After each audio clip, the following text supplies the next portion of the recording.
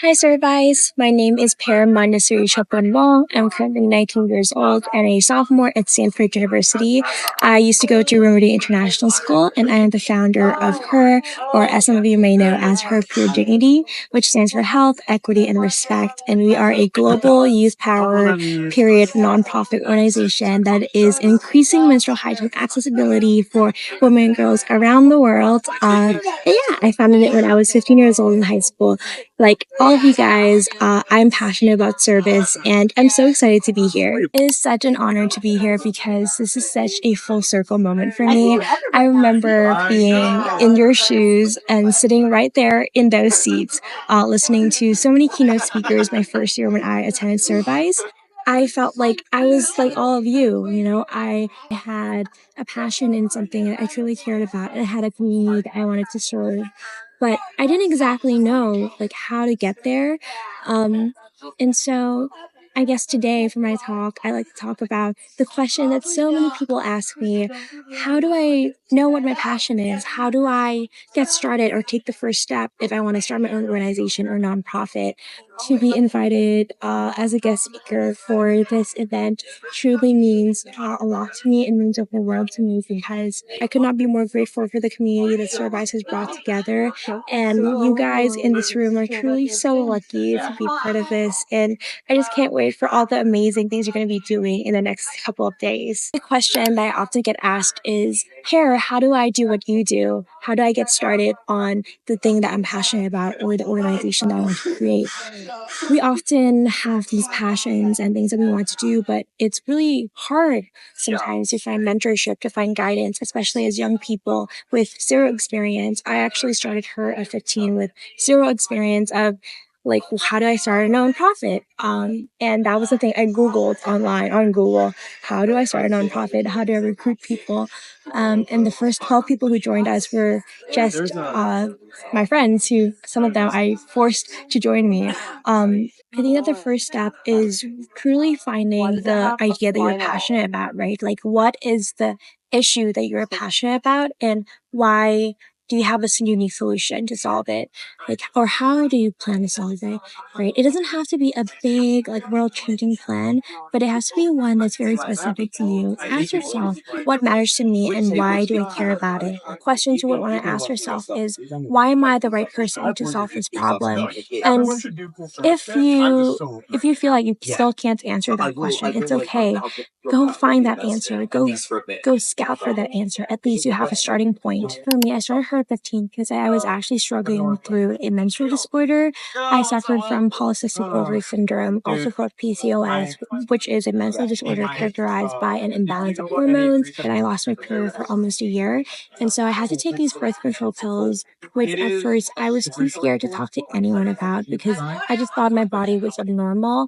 But soon enough, I realized that so many girls around me were suffering through the same conditions. And I ended up having conversations with the NGO I was volunteering at, which was called the House of Blessing Foundation. And they train and rehabilitate former prisoners. And so I got an opportunity to work with them for a long, long time. And so I was very close to a lot of the women there. And so I had a conversation with them about the condition that I was going through. And they were telling me, Pear, like what you're going through is so simple compared to the conditions and the situation that is happening in prisons right now. I realized that a lot of women in prison were suffering from not having access to pure products. They were using things like tissue, and they were just fleeing through their prison uniforms, and their guards were just forcing them to mop up their mess. They weren't able to wash their clothes for like 2 weeks. Led me to go down this rabbit hole of searching everything about periods as much as possible and learning that over 500 million people around the world suffer from period poverty and period stigma. And that was why I wanted to do something about it, because I feel truly personally connected to the issue, but also because I've collected this anthology of stories from young girls like me, who are like my friends and my peers, who are too scared to talk about periods, who also go to the gynecologist without telling anyone because they're too ashamed of it. Also spoke to so many women who are in prisons or in rural areas, or girls who are not able to go to school due to the shame that they feel when they bleed or they don't have access to period products.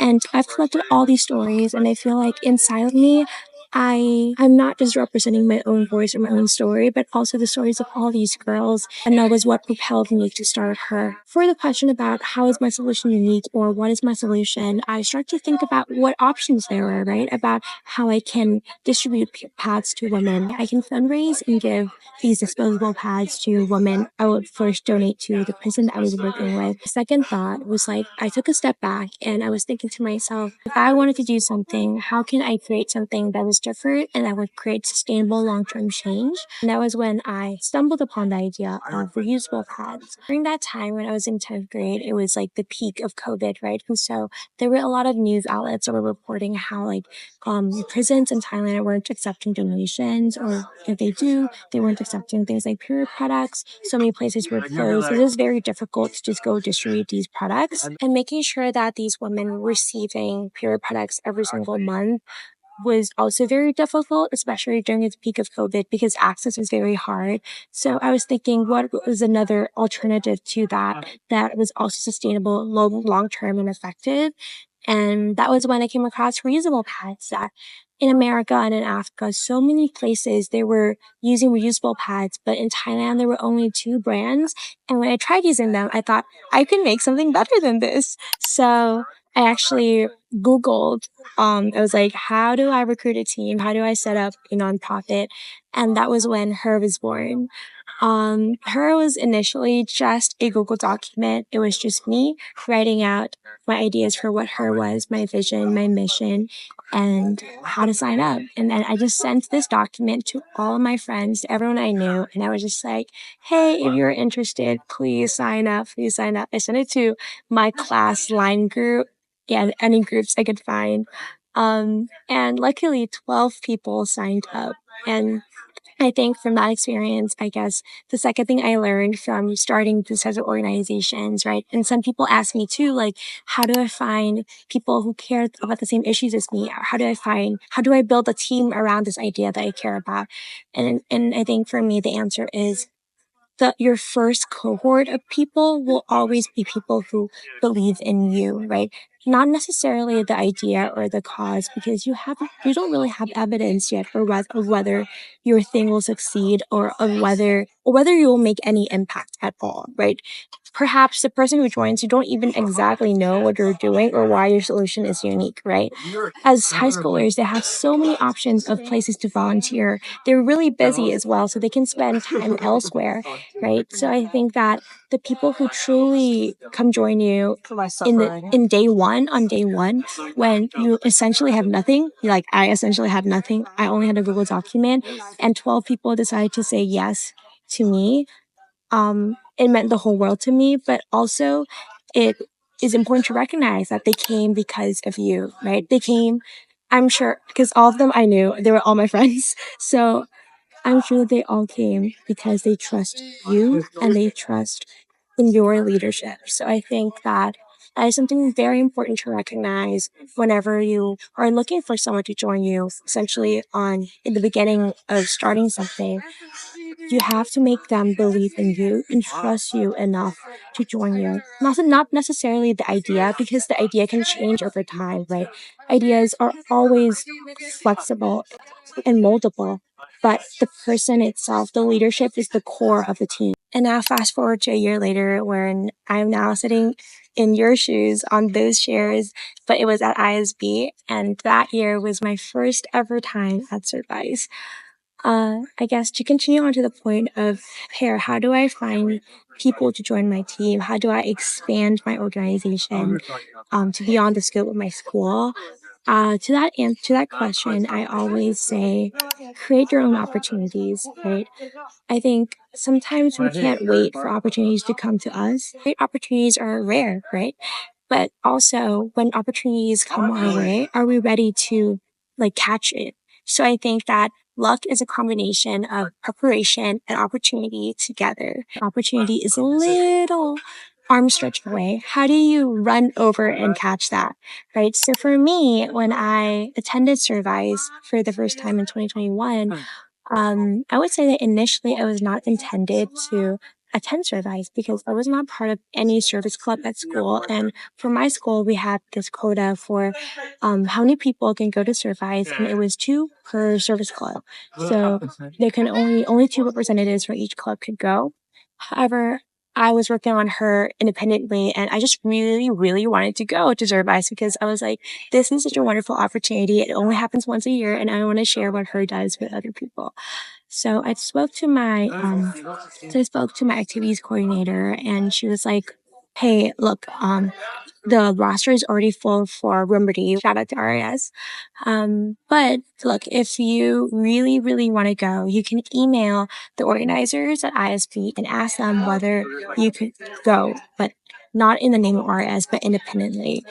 And so that was what I did. I cold emailed the organizers. I said, "Hey, my name is Pear, and I'm doing this project. I was wondering if I could go share my work at servICE." And I cannot believe that they replied to me and they were like, "Hey, like, we're interested." And so that was how I actually got to do a how to workshop at her. And I will never forget, there's this one girl from ISB who was so passionate. She walked up to me and she was like, "I want to start a chapter at ISB." And that was how our chapter program was started. So I guess to finish my talk for today, I just like to say you guys are so lucky to be in these seats because you have the opportunity of a lifetime to connect with so many of your peers who care about the same issues as you, who truly want to serve the community. And it's this gathering that only happens once every year.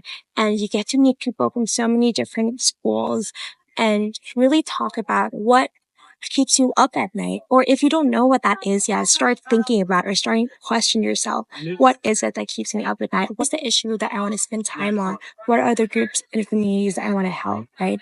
You can always start small and expand later, right? It doesn't matter how big or small your idea is, but it all matters in here, right? It all matters in why you want to do it, who you want to help, and truly why you're the right person to do it. When I first started her that day as a 15-year-old, I did not expect her to grow to the level that it has.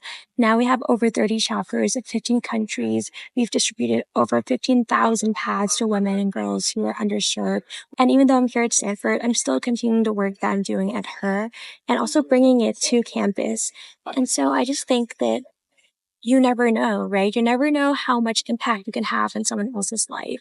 When I go talk to the girls at these schools I distribute the paths to, who are able to get an education, who are able to not miss school for 7 days because of their period. Or when I talk to these women who just came out of prison and seeing the renewed hope in their eyes, it just really fuels you in a different way than when you serve yourself. I hope these small tips were helpful for whoever is looking to start an organization or do something of their own.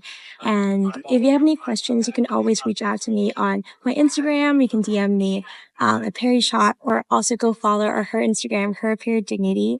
We have so many chapters in different schools. So if you have a her chapter or her club at your school, don't forget to go join it or go learn more about what they do. And if you don't have a chapter at school yet, you can always start one by reaching out to us. We will be tabling at the ICE fair and also doing an action planning session on Sunday. So please, please come. It'll be her team and our chapter leaders there to talk to you guys more about what her does. And so yeah, please, please come check us out. If there's one thing you take away from this talk, I hope it is this: you're more than capable, and inside of you, you have everything it takes to realize your dreams. And no matter how big or small that dream is, it doesn't matter, right? I hope you guys remember how incredible you are, and it was such an honor to speak today. Thank you so much for listening, and yeah, have a wonderful day, everyone. Bye.